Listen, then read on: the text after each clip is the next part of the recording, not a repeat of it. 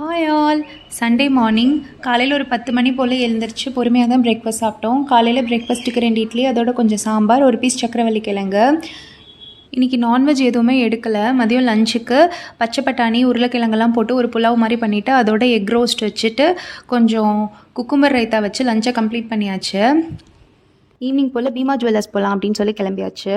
கோயம்புத்தூரில் இருக்கப்பவே மந்த்லி 3000 ஒரு நகைச்சீட்டு போட்டிருந்தேன். ஆல்ரெடி 9 மந்த்ஸ் பே பண்ணிட்டேன். ஒரு 2 மந்த்ஸ் தான் பேலன்ஸ் இருக்குது. ஒன்ஸ் மேங்களூர் வந்தப்பவே பார்த்தேன் இங்கே ஒரு பீமா ஜுவல்லரி இருந்தது.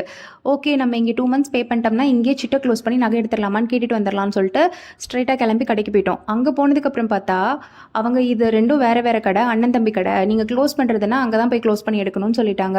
இதை எப்படிங்க டிஃப்ரென்ஷியேட் பண்ணுறது, ரெண்டும் ஒரே மாதிரி தானே இருக்குது அப்படின்னு கேட்டால், பீமா ஜுவல்லரியில் இருக்க லோகோவில் அந்த குட்டி பையன் பிளாக் கலர் ஷார்ட்ஸ் போட்டிருந்தா அது தமிழ்நாடு சைடு உள்ள கடையாம். இதே வேஷ்டி ஷர்ட் போட்டிருந்தா அது இந்த கர்நாடகா மேங்களூர் சைடு உள்ள கடையாம். எனக்கு இதை கேட்டோன்னு ரொம்ப அப்செட் ஆயிடுச்சு. என்னங்க வெறும் ட்ரெஸ் கோடை மாற்றி இப்படி இல்லைன்னு சொல்லிட்டீங்க அப்படின்னு. திருப்பி சோகமாக வந்துக்கிட்டு இருந்தோம். வர வழியில் கொச்சின் பேக்கரி பார்த்தோம். உள்ளே போயிட்டு கொஞ்சம் ஸ்நாக்ஸ் ஐட்டம்ஸ் மட்டும் வாங்கிட்டு நான் கலத்தப்பம் ட்ரை பண்ணேன். இது வரைக்கும் ட்ரை பண்ணதே இல்லை. தேங்காய்லாம் போட்டு கொஞ்சம் மைல்டாக ஸ்வீட்னஸாக ரொம்ப நல்லா இருந்துச்சு. ஒன்ஸ் சாப்பிட்டு முடிச்சுட்டு பொறுமையாக வீட்டுக்கு வந்துட்டோம். இன்றைக்கி நான்வெஜ் எதுவுமே எடுக்கலை. அதனால் அதை காம்பன்சேட் பண்ணுறதுக்காக கொஞ்சம் கடையில் ஆல்ஃபார்ம் சிக்கன் மட்டும் ஆர்டர் பண்ணி மதியம் செஞ்சு கொஞ்சம் புலாவ் இருந்தது. அதையும் வச்சு ஆளுக்கு ஒரு தோசையை வச்சு நைட்டு டின்னரை கம்ப்ளீட் பண்ணிவிட்டு பேசாமல் படுத்து தூங்கியாச்சு.